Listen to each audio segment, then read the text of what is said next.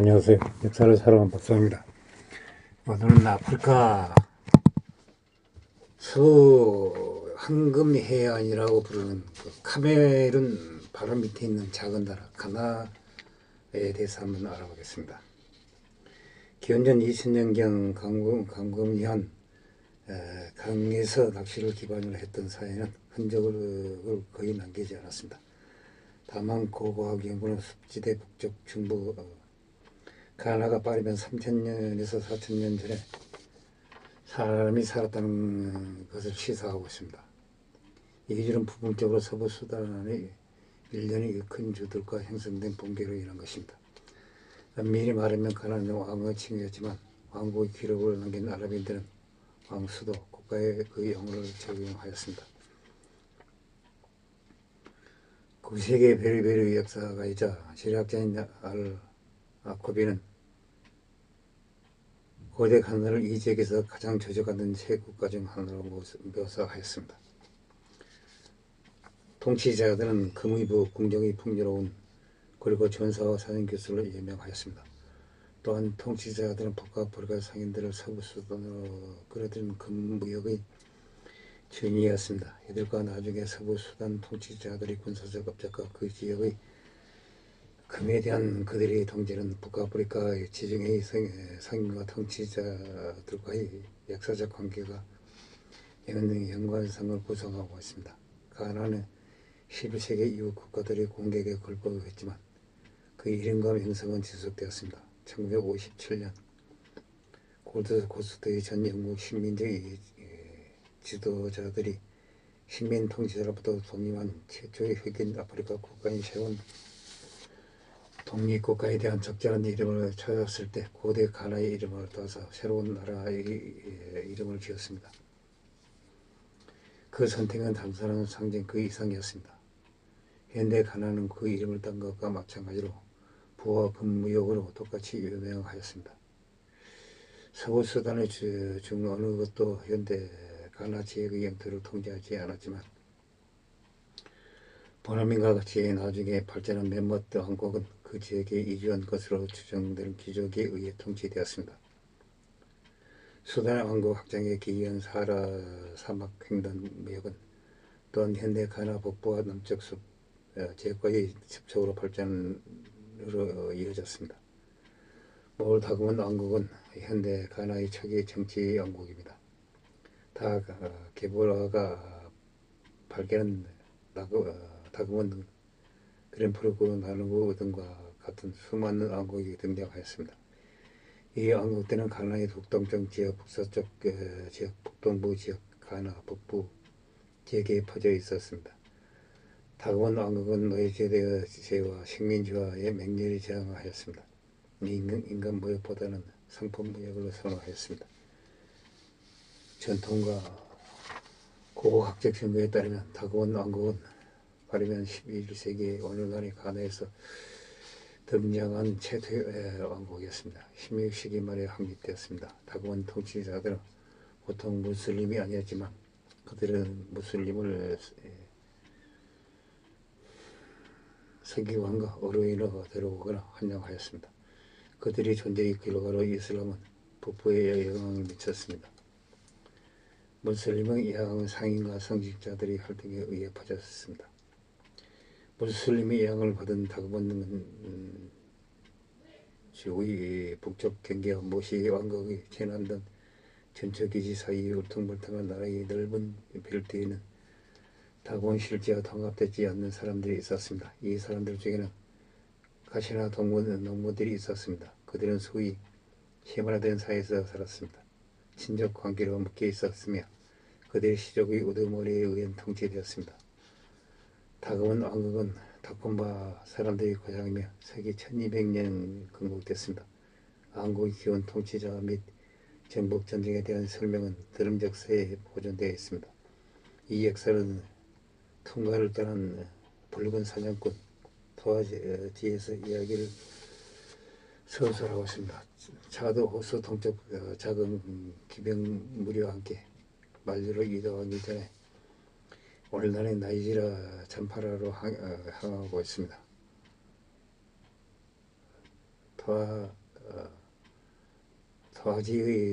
토하지에는 말레 제국의 왕 페루 아바기의 딸과 결혼하여 아들 급하게 누운 건보를 낳았습니다. 발리에서 잠시 복무한 후 급하게 건보와 그의 추종자들은 서아프리카에서 떠오른 송가이 제국과 충돌하였습니다.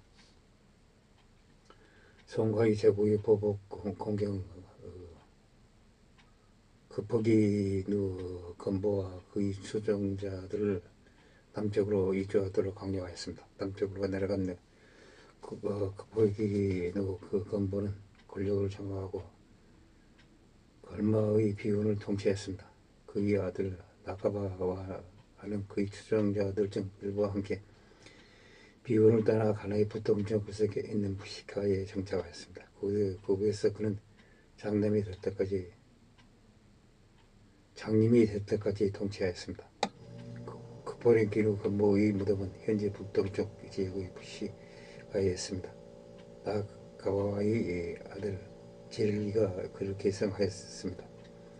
제릴리의 3명이 넘는 시민 토하고 시토부 그리고 만탐보 사이 왕이 계승 군자는 그들을 각각 밖으로의 여정을 떠나게 만들었습니다. 그렇게 다가온 왕국의 국경을 확장하였습니다. 나카바와는 다가온 왕국과 만푸르고 왕국과 나눔바 왕국의 역사 기록에도 남아있습니다. 다가온 왕국의 첫 번째 왕으로 그의 아들을 통해 통치 왕조를 설립하였습니다. 그의 아들 시토부가 이끄는 나카바와의 아이들은 그가 다가온 주를 설립한 크라카 근처의 남부 루브르 남쪽으로 이동하기 전에 감바바 마을에 잠시 정착하였습니다. 왕은 힘의 왕을 의미하는 완화로 알려지게 되었습니다. 이후 시토부가 더 남쪽으로 이동하면서 그는 탱타나 또는 틴다나의 사무실을 제외하고는 중앙 집권화된 정치 구조가 없는 콩콩바 나페바 바살의 참바와 같은 초창기 집단을 만났습니다. 지구 사제는 문자 그대로 땅의 소유자로 판정되었습니다. 탱다나는 의식을 주재하고 사람들과 그 땅의 신들 사이의 중재자로 역할을 하였습니다.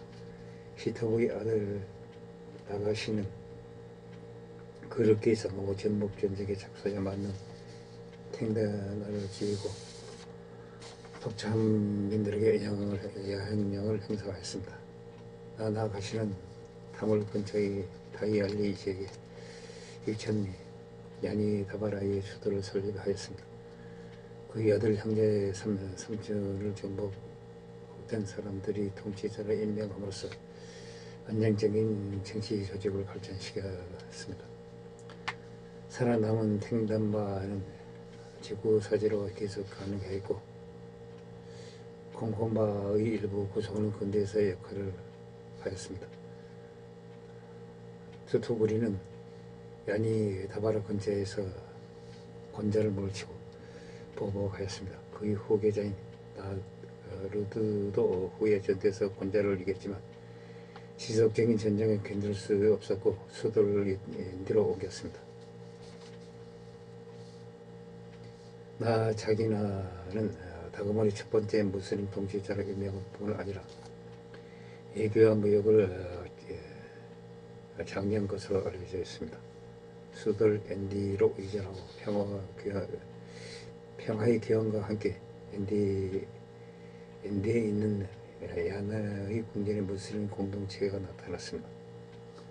사바리아를 나가 이끄는 만대 출신의 다이라와 나카마시가 이끄는 하우사족 무슬림은 왕국에서 이슬람의 영향력을 강화하였습니다. 사발리아르나 그리고 나카마사를 시작으로 사람들은 야나의 보호 기도에 대한 책임이 되었습니다.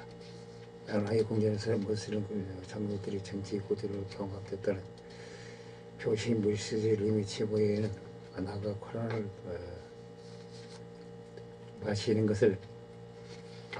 것을 확실히 한 나와 아르고가 포함되어 있다고 합니다. 야나이 이마민 나릴 니민과 이등 캄발리도 이마으로 인정되었습니다. 다울라족 그리고 하우사족과의 무역 확장, 다그모를 폐전, 이집트 그리고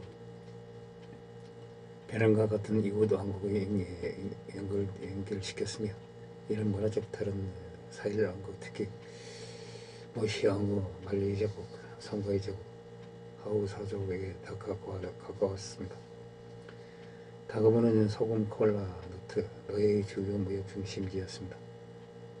이후 18세기 중반 다그모는 아산티 제국의 종속으로서 되었습니다. 다만 아산티 제국의 다그몬 정복은 일부 연구자들에 의해 반박되고 있습니다. 그중 학자 칼 하스는 식민지 이전 시대 다그몬에 대한 아산티 제국의 지배에 대한 주장은 크게 과장되었습니다. 보노만은 현재 가나안 남부의 이천 보노 사람들이 만든 무역 국가였습니다.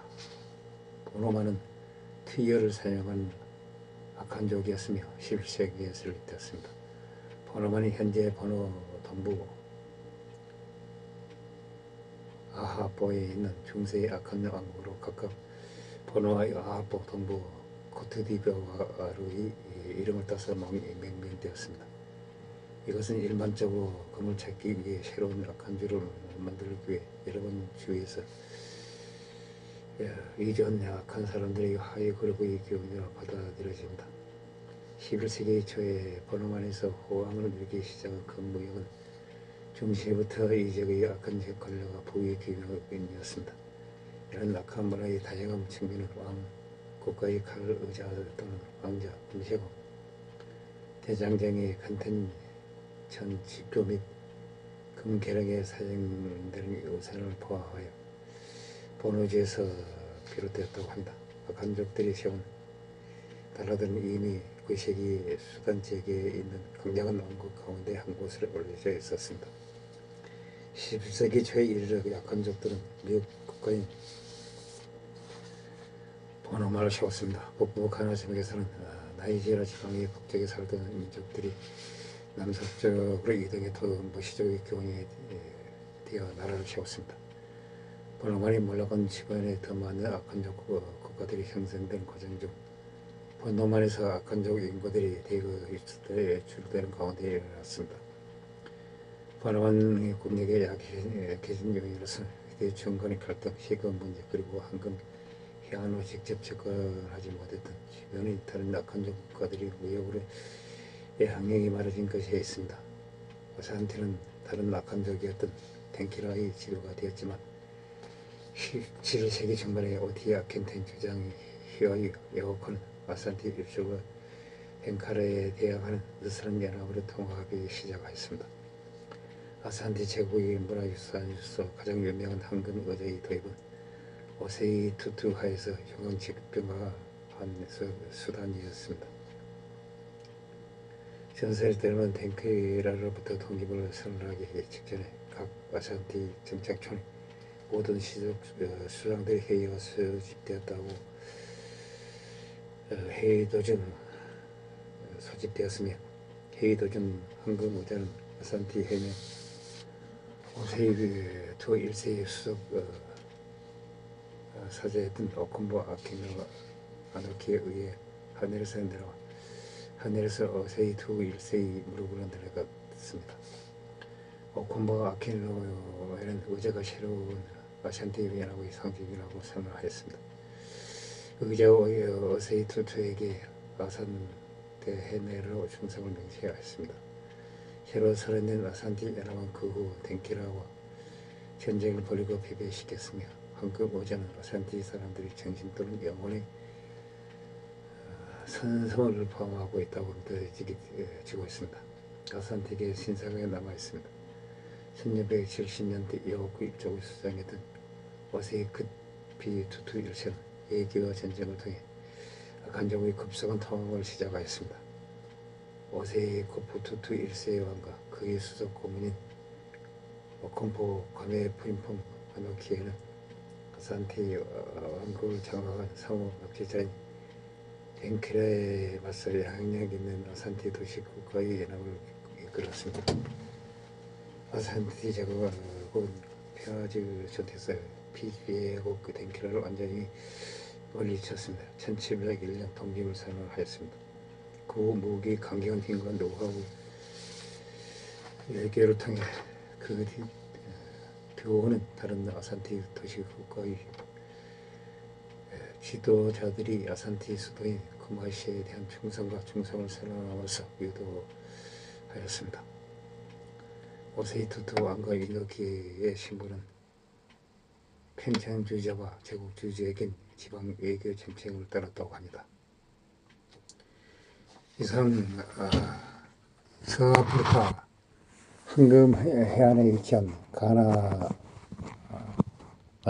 나라에 대해서 한번 알아봤습니다.